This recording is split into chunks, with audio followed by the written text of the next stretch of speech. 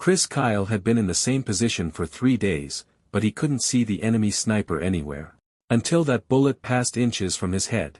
That's when he realized he was the hunted, not the hunter.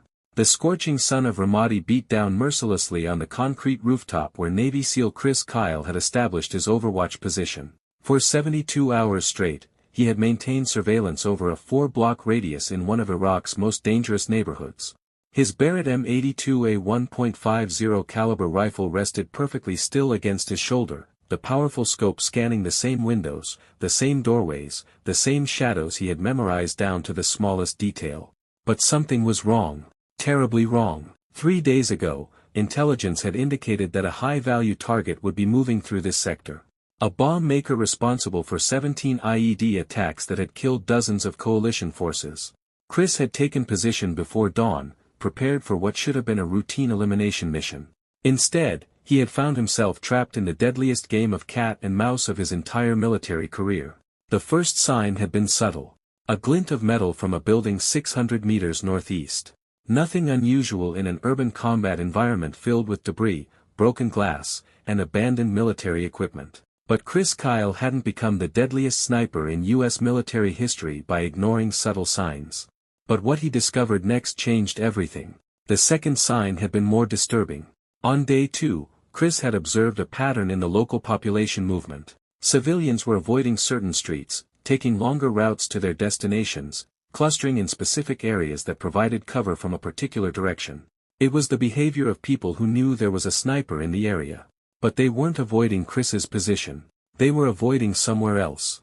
Someone else was hunting in Ramadi.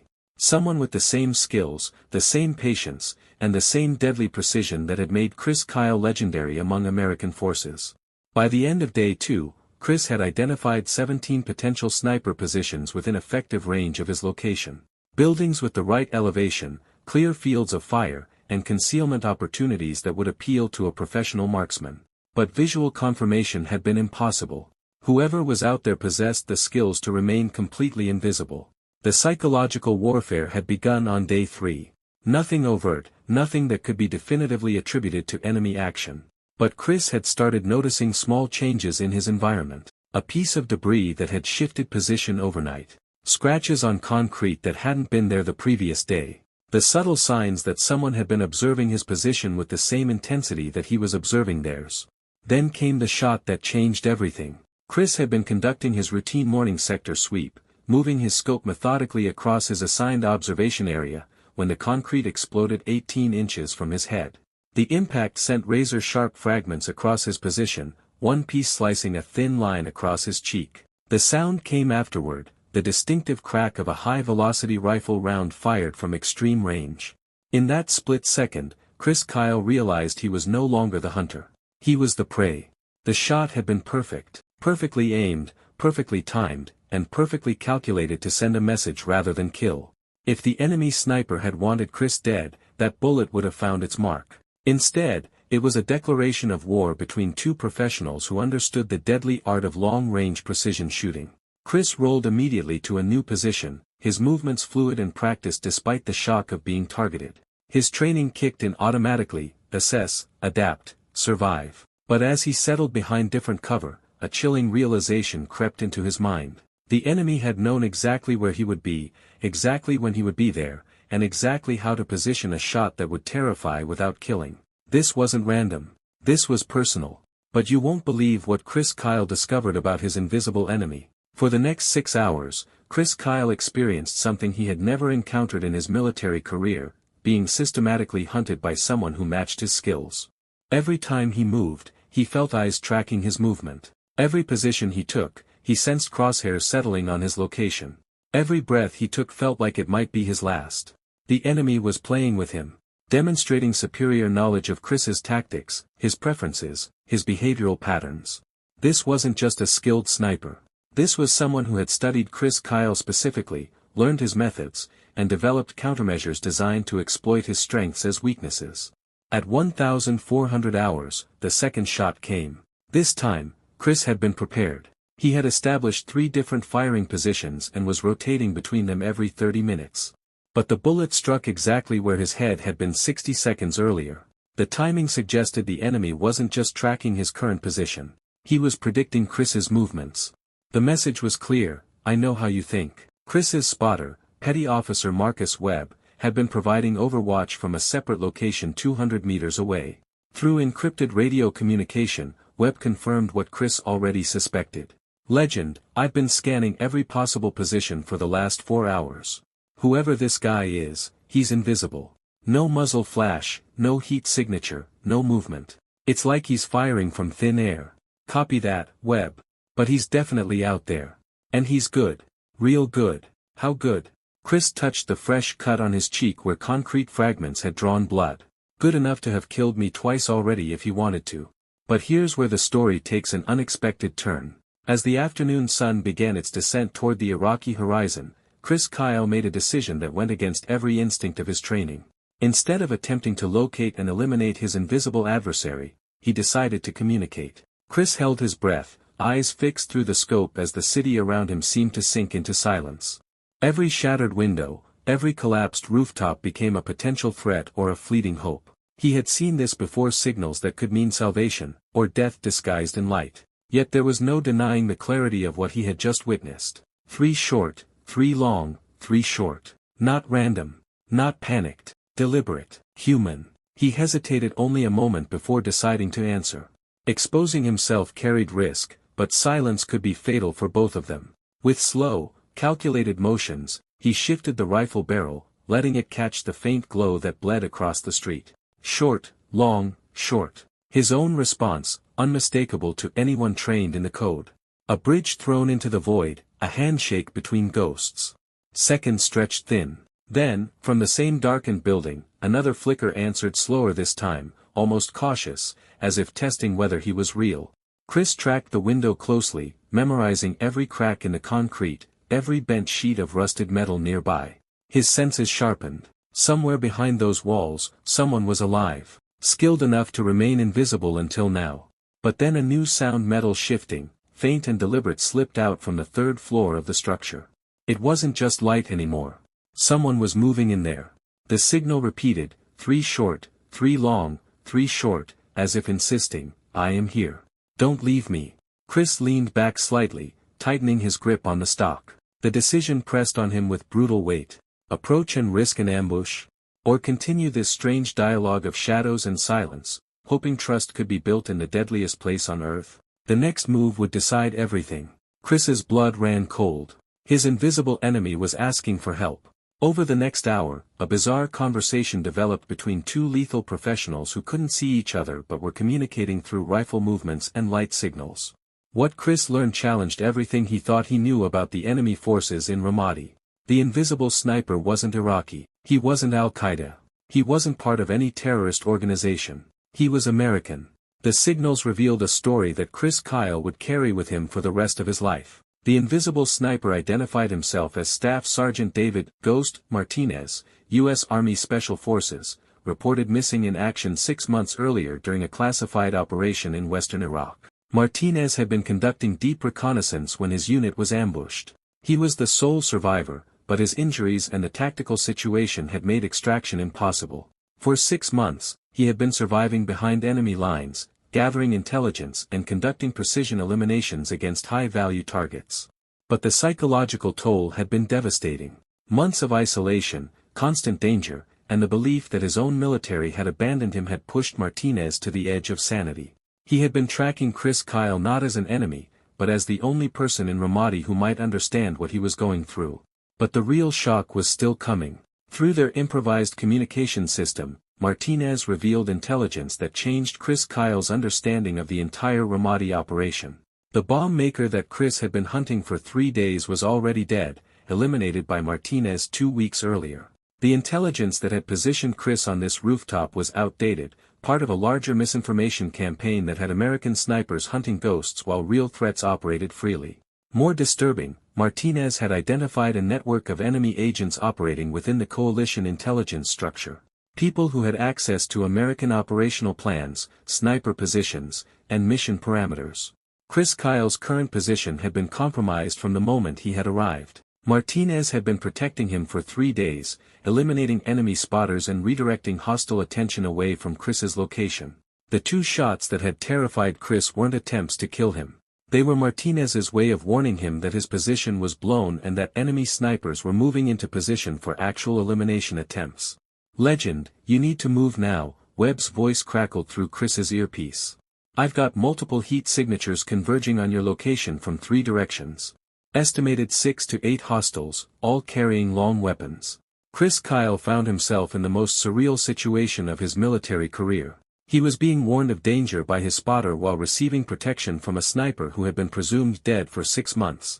The invisible enemy who had been hunting him was actually the only thing keeping him alive. Through rapid light signals, Martinez provided Chris with precise intelligence about enemy positions, movement patterns, and the safest extraction route. But Martinez also sent one more message that stopped Chris cold: "I can't leave. They'll kill civilians to get to me. You go. I stay." And that's when Chris Kyle made a decision that defined his legacy. Instead of following Martinez's extraction route, Chris Kyle made a choice that violated direct orders, endangered his mission, and potentially compromised multiple ongoing operations. He decided to save Staff Sergeant David Martinez. Using hand signals visible through rifle scopes, Chris communicated his plan. Rather than extracting alone, he would create a diversion that would draw enemy attention away from Martinez's position, allowing both snipers to reach an extraction point simultaneously. The plan required precise timing, absolute trust between 2 men who had never laid eyes on each other before, and shooting accuracy that tested the very limits of human capability under combat conditions. One mistake half a second too late, half an inch off target would mean certain death for both of them. At exactly 1800 hours, Chris Kyle settled into position. It wasn't just another mission, it was the kind of operation where every breath, every shift of the rifle stock against his shoulder, carried the weight of 2 lives and an entire command's reputation. The next 15 minutes would become the most dangerous, and in many ways the most defining, of his military career. As the sun dipped low, throwing long shadows across the rubble-strewn streets, Kyle began to move. From rooftop to broken wall, from shattered window to half-collapsed balcony, he hunted his targets with cold precision. Over the course of 15 minutes, he engaged 6 enemy combatants, each one positioned with the intent to kill Martinez before the extraction could be completed. Kyle fired, shifted, fired again, each shot a razor's edge between success and disaster. High above and to the west, Martinez, the man who had survived 6 months in near total isolation, scanned for enemy snipers. His return fire was sparse but devastating, forcing enemy marksmen to keep their heads down long enough for Kyle to move. The 2 Americans, strangers until this moment, created a deadly harmony, a crossfire that broke apart the enemy's coordinated response in less than 10 minutes. What should have been a suicide mission began to look like a calculated symphony of violence. But survival demanded more than tactical brilliance. When the last body fell and the dust began to settle, the hardest part of the mission was only beginning. The extraction would prove more dangerous than the firefight. Martinez, once one of the Army's most promising reconnaissance specialists, was now a shell of the man he had been. 6 months behind enemy lines without proper medical care had ravaged his body. His leg injury, left untreated, turned every step into agony. Severe dehydration and malnutrition had drained his strength, and the weight of believing himself abandoned had hollowed him from the inside. Chris Kyle, exhausted but unbroken, shouldered not just his rifle and gear, but the bulk of Martinez's failing body. Step by step, through shattered alleys and across open kill zones, he half-carried, half-dragged the man toward the extraction point. All the while, enemy reinforcements pressed in, testing the fragile bubble of survival they had carved for themselves. Kyle alternated between setting Martinez down, firing defensive bursts, then lifting him again, dragging him forward through smoke and chaos. When the helicopter finally appeared on the horizon, its rotors cutting through the sky like salvation itself, the 2 snipers pushed the last reserves of their strength into one final sprint. The bird touched down under a hail of enemy fire, dust blasting into their eyes, the deafening roar of engines almost drowning out the crack of bullets. Against odds that bordered on impossible, Kyle pulled Martinez into the chopper. The door slammed shut, and the helicopter lifted, rising into the night as tracer fire clawed helplessly after it. That extraction became legend within Special Operations Command. 2 snipers, one visible, one invisible, working in seamless coordination to accomplish the impossible. Yet for Chris Kyle, the true victory wasn't measured in enemy kills or tactical success. It was in carrying a forgotten warrior back from the shadows, in refusing to let one of their own vanish without a fight. Here's what happened to the Invisible Man. Staff Sergeant David Martinez spent 4 months in military hospitals, slowly piecing his body and mind back together. Doctors marveled at the survival notes he had etched into a small, battered notebook during his 6 months alone. Improvised water filtration, scavenging techniques, hand-drawn maps of enemy patrols. His experience became a classified case study in extreme survival and reconnaissance. The intelligence he had gathered proved invaluable for shaping counterinsurgency operations across Iraq. But not all wounds could be treated with medicine. The physical trauma healed with time and surgery, but the psychological scars ran far deeper. The gnawing sense of abandonment, the endless nights of silence punctuated only by the enemy's hunt, had carved into him a loneliness no therapy could erase. Martinez received a medical discharge with full honors. He didn't ask for a ceremony, and he didn't stay in touch with the men who had fought to save him. He simply faded into civilian life, as quietly as he had disappeared behind enemy lines. Chris Kyle tried to reach out in the years that followed. He called, he wrote, he asked mutual friends if Martinez wanted to reconnect. But the man who had once been invisible by necessity now chose invisibility by design. He had spent too long surviving unseen, and now invisibility was his only form of peace.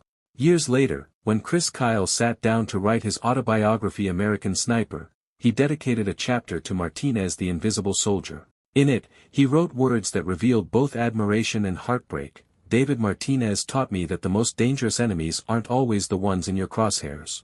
Sometimes they're the ghosts inside your own side, the warriors who've been forgotten by everyone except the enemy. He survived, but at a cost we still don't fully understand. To me, he'll always be proof that survival and living are not the same thing. For Kyle, the legend of that mission was not the firefight or the kill count. It was the bond forged in 15 minutes of chaos and carried into a lifetime of silence.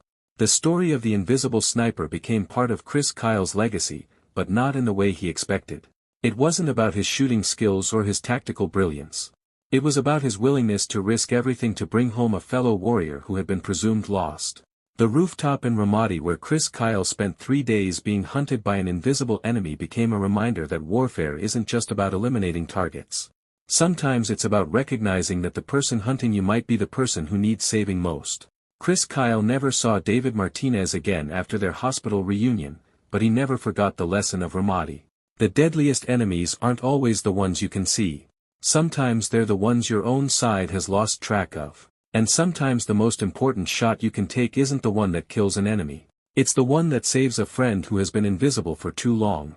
The Invisible Man of Ramadi disappeared back into civilian life, but his impact on Chris Kyle lasted forever. He had taught America's deadliest sniper that the most challenging targets aren't the ones in your crosshairs. They're the ones who need your help but can't ask for it. Sometimes the greatest victories come from refusing to pull the trigger. And sometimes the most important person to save is the one who's been saving you all along. Thanks for watching. If you like this video, you can subscribe to see more incredible stories like this one. See you in the next videos. Don't forget to like and subscribe.